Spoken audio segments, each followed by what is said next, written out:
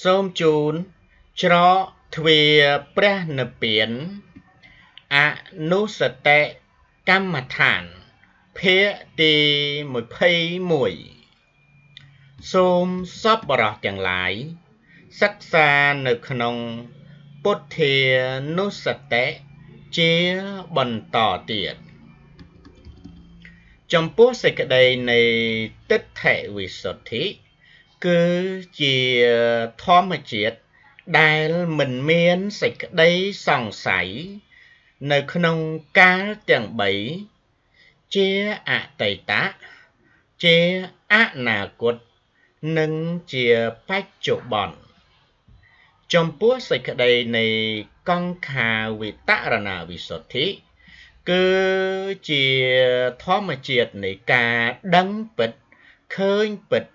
ថាធម៌ទាំងអស់មានសភាពមិនទៀងជាទុក្ខមិនមែនជារបស់ខ្លួនឬថាអរិយមគ្គទាំង4គឺជាមគ្គឆ្ពោះទៅកាន់ការរំដោះខ្លួនដែលជាហេតុនាំឲ្យមានសេចក្តីនឿយណាយនៅក្នុងសង្សារវដ្តញាណទស្សនៈជាបច្ច័យឲ្យកើតនិព្ពិទា 8. និព្ពិទាជាសេចក្តីនឿយណាយចំពោះបញ្ចក្ខន្ធដែលជាប្រភពនៃទុក្ខការមិនដឹងមិនឃើញអ្វីទៅតាមសភាពពិតរបស់វាគឺថាគ្មានញាណទស្សនៈដែលបុគ្គលតែងតែយល់ខុសថារូបវេទនាសញ្ញាសង្ខារវិញ្ញាណជារបស់ខ្លួនហើយខំបំពន់ខន្ធ5នេះដោយតណ្ហានិងឧបាទានម្លោះហើយបុគ្គលក៏ស្ថិតនៅក្នុងគំនរទុក្ខឥតស្រាកស្រានកាលណាមានញាណទស្សនៈគឺបុគ្គលដឹងហើយឃើញនៅការពិតអំពីទោសនៃខន្ធ5ហើយក៏នឿយណាយប្រកបដោយការភ័យខ្លាចដូចព្រះពុទ្ធឃោសាចារ្យបានប្រៀបប្រដូចទៅនឹងបុរសម្នាក់ដែលចាប់កាន់ពស់យកចេញពីក្នុងទឹកដោយនឹកគិតថាជាត្រីលុះបានឃើញច្បាស់ថាជាពស់អសេរពឹសក៏ភ័យរន្ធត់ហើយបោះគ្រវែងសត្វពស់នោះចោលភ្លាមយ៉ាងណាមិញនិព្វទាគឺជាការរលាស់ចោលព្រោះឃើញគ្រោះថ្នាក់នៃបញ្ចក្ខន្ធនិព្វទាជាបច្ច័យឲ្យវិរាគៈកើតមានឡើង 9. វិរាគៈជាសេចក្តីប្រាចាកដំរេកក្នុងសង្ខារការកើតឡើងនៃនិព្វទាធ្វើឲ្យបុគ្គលមានចេតនាចេញចាកការកើតស្លាប់ក្នុងភពពេលបញ្ញាមិនទាន់រីកចម្រើនបុគ្គលតែងតែត្រេកត្រអាលក្នុងតណ្ហានិងឧបាទានដោយអវិជ្ជាគ្របសង្កត់ការកើតឡើងនៃនិព្វទាធ្វើឲ្យបញ្ញារបស់បុគ្គលរីកចម្រើនយ៉ាងរហ័សហើយដោយសារការចម្រើនឡើងនៃបញ្ញាសេចក្តីត្រេកត្រអាលក្នុងសង្ខារក៏ត្រូវសាបសូន្យបុគ្គលលែងចង់បានភពទៀតហើយវិរាគៈជាបច្ច័យឲ្យវិមុតតិកើតមានឡើង 10. វិមុតតិជាការរួចរំដោះអំពី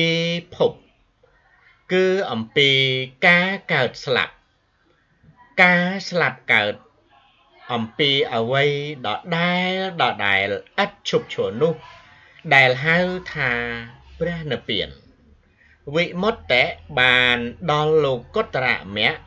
ដែលកំចាត់នៅកិលេសទាំងពួងឲ្យវិនាសសាបសូន្យនិងលោកុត្តរផលដែលជាផលសម្រេចកើតឡើងដោយលោកុត្តរមគ្គ កិលេសដែលត្រូវកម្ចាត់នោះហៅថាសញ្ញោចនកិលេសមាន10ប្រការគឺទី1សកាយទិដ្ឋិឃើញថាកាយនេះជារបស់ខ្លួនទី2វិចេកិច្ឆាសេចក្តីសង្ស័យមិនដាច់ស្រេចទី3សិលវត្តបរាមសៈការស្ទាបអង្អែលនៅសិលវត្តបដិបត្តិខុសទំនួងដែលអ្នកប្រព្រឹត្តជឿថាជាផ្លូវបរិសុទ្ធនាំឲ្យរួចចាកទុក្ខដោយប្រាសចាកហេតុផលកម្មផល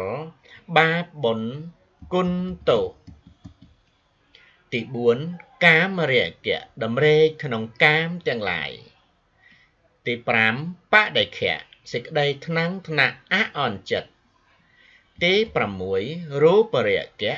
តម្រេកក្នុងរូបភពទី7អរូបរាគៈតម្រេកក្នុងអរូបភពទី8មានៈសេចក្តីប្រកាន់រឹងត្អឹងប្រៀបផ្ទឹមនឹងអ្នកដទៃទី9ឧទ្ធេចៈសេចក្តីរសាប់រសល់ក្រហល់ក្រហាយទី10អវិជ្ជាសេចក្តីមិនដឹងមិនយល់តាមសេចក្តីពិតសញ្ញោចនៈ3ប្រការគឺសកាយទិដ្ឋិ1វិចេកិច្ឆា1សិលពតបរាមសៈ1លះបង់បានដោយសោតាបត្តមៈសញ្ញោចនៈ2ប្រការទៀតគឺកាមរាគៈ1បដិខៈ1បានធ្វើឲ្យស្រាលស្ដើងដោយសកតាគាមិមៈនៅមិនទាន់កម្ចាត់ឲ្យអស់នៅឡើយសញ្ញោចនៈទាំងពីរប្រការនេះត្រូវលះបង់បានអស់រលែងគ្មានសេសសល់ដោយអនាគាមិមៈសញ្ញោចនៈ5ប្រការទៀតគឺរូបរាគៈ1អរូបរាគៈ1មានៈ1ឧទ្ធិចៈ1អវិជ្ជា1លះបង់បានដាច់ស្រឡះដោយអរហត្តមគ្គលោកុត្តរផលក៏កើតឡើងជាលំដាប់លំដោយនៃលោកុត្តរមគ្គព្រះអរហន្តបានរួចរំដោះពីទុក្ខហើយប៉ុន្តែកិច្ចដែលត្រូវធ្វើគឺនៅមិនតាន់ចប់នៅឡើយព្រោះលោកត្រូវជួយផ្ដល់ឱវាទទូនមានអ្នកដទៃឲ្យត្រាស់ដឹងផងវិមុតតិជាបច្ច័យឲ្យអសវខយេញាណកើតមានឡើង11អសវខយេញាណឬជាខយញាណជាសេចក្តីដឹងច្បាស់នៅការកម្ចាត់បងអសវៈឬថាជាបញ្ញាដឹងច្បាស់ឃើញច្បាស់អំពីការដុតបំផ្លាញនៅកិលេសមិនឲ្យសេសសល់ដោយអំណាចនៃវិមុតតិគឺលោកុត្តរមគ្គទាំង4ខយញាណគឺជាតួបញ្ញាដែលពិនិត្យសារឡើងវិញនៅការកម្ចាត់កិលេសហៅថាបច្ចវេខណញាណដើម្បីកាច់ផ្ដាច់ឬគល់របស់វាកុំឲ្យមានសេសសល់អសវកិលេសគឺជាកិលេសដែលដេកសំងំក្នុងខន្ធសន្តានរងចាំឱកាសនឹងដុះដាលសារជាតិថ្មីព្រោះឫសគល់របស់វានៅមាននៅឡើយសេចក្តីនោះគឺថាមានតែខយញាណតែប៉ុណ្ណោះទើបអាចផ្ដាច់ផ្ដាល់ឫសគល់អសវកិលេសបានអសវកិលេសទាំងនោះមាន4ប្រការគឺទី1កាមាសវៈជាអសវៈជាប់ជំពាក់ក្នុងកាមប្រព្រឹត្តទៅក្នុងទ្វា6ទី2ភវសវៈជាអសវៈជាប់ជំពាក់ក្នុងភពគឺកាមភពរូបភពនិងអរូបភពទី3ទិដ្ឋាសវៈជាអសវៈជាប់ជំពាក់ក្នុងទិដ្ឋិខុសគឺសេចក្តីយល់ខុសក្នុងទិដ្ឋិ62យ៉ាងទី4អវិជ្ជាសវៈជាអសវៈគឺអវិជ្ជាដែលមិនដឹងនៅអរិយសច្ចធម៌ បដិច្ចសមុបាទធម៌ជាដើមនៅលំដាប់អំពីការបានសម្រេចនៅអរហត្តផលព្រះសម្មាសម្ពុទ្ធនិងព្រះអរហន្តទាំងឡាយដែលជាអសេខបុគ្គលអសេខបុគ្គលជាបុគ្គលដែលជាប់កិច្ចក្នុងការសិក្សាគឺបានដល់ព្រះអរហន្តបានត្រាស់ដឹងរួចហើយគឺលោកនឹងប្រើប្រាស់ខ្សែជីវិតជាវិបាកកម្មនៅសេសសល់ទាំងនេះដើម្បីជាប្រយោជន៍ដល់សពសត្វមនុស្សនិងទេវតាទាំងឡាយតែម្យ៉ាងប៉ុណ្ណោះចិត្តរបស់ព្រះអរហន្តគឺជាកិរិយាចិត្តជាលោកុត្តរចិត្តដែលលោកបដិបត្តិនៅក្នុងអសេខធម៌10ប្រការបដិបទាទាំងនេះគឺផ្ទុយគ្នាអំពីសេខបុគ្គលសេខបុគ្គលគឺជាបុគ្គលដែលនៅសិក្សាជាបន្តទៀតដើម្បីធ្វើនៅទីបំផុតទុក្ខដូចជាពពួកបឋិជនសោតាបនៈបុគ្គលសក្កទាគាមីបុគ្គលនិងអនាគាមីបុគ្គលដែលនៅតែបដិបត្តិនៅក្នុងទុក្ខនិរោធគាមិនីបដិបទាគឺអរិយមគ្គអង្គ8ប្រការជាបន្តទៀតយោងតាមសុតនបិដកអង្គុត្តរនិកាយភាគទី51ព្រះសម្មាសម្ពុទ្ធបានសម្ដែងថាមនាលភិក្ខុទាំងឡាយធម៌ទាំងឡាយជាអសេខនេះមាន10យ៉ាងគឺធម៌10យ៉ាងតើអ្វីខ្លះគឺសមាទិដ្ឋិជាអសេខ1សមាសង្កបៈជាអសេខ1សមាវេចាជាអសេខ1សមាកមន្តៈជាអសេខ1សមាអាជីវៈជាអសេខ1សមាវេយមៈជាអសេខ1សមាសតិជាអសេខ1សមាសមាធិជាអសេខ1សមាញាណៈជាអសេខ1សមាវិមុតតិជាអសេខ1មនាលភិក្ខុទាំងឡាយធម៌ទាំងឡាយជាអសេខមាន10យ៉ាងនេះឯងក៏ព្រោះតែបានរំលត់បងនៅអវិជ្ជាគឺព្រះអរហន្តទាំងឡាយកើតមានបញ្ញាផុសចេញមកអំពីឯដ៏ខាងក្នុងនៅពេលដែលអរហត្តផលនោះបានកើតមានឡើងសេចក្តីពន្យល់អំពីលោកុត្តរបដិច្ចសមុបាទ11ទាំងនេះគឺគ្រាន់តែជាសេចក្តីពន្យល់នៅព្រះបរិយត្តិធម៌មិនមែនជាវិធីបដិបត្តិនោះទេការចម្រើនសមថកម្មដ្ឋាននិងវិបស្សនាកម្មដ្ឋានជាក់ស្ដែងទើបជាវិធីបដិបត្តិវិបស្សនាគឺជាវិធីបដិបត្តិដែលមាន73អារម្មណ៍គឺខន្ធ5អាយតនៈ12ធាតុ18ឥន្ទ្រី22អរិយសច្ចធម៌4និងបដិច្ចសមុបាទ12មានសិលវិសុទ្ធនិងចិត្តវិសុទ្ធជាឫសគល់ជាហេតុខាងដើមនៃឧត្តមវិបស្សនានោះសិលវិសុទ្ធិនិងចិត្តវិសុទ្ធិក្នុងទីនេះគឺសំដៅដល់ខនិកសមាធិដែលជាយានរបស់វិបស្សនាយានិកកើតមានឡើងអំពីការចម្រើនវិបស្សនានៅក្នុងអារម្មណ៍ទាំង73ណាមួយនោះឯងនៅលំដាប់អំពីខនិកសមាធិគឺភិក្ខុ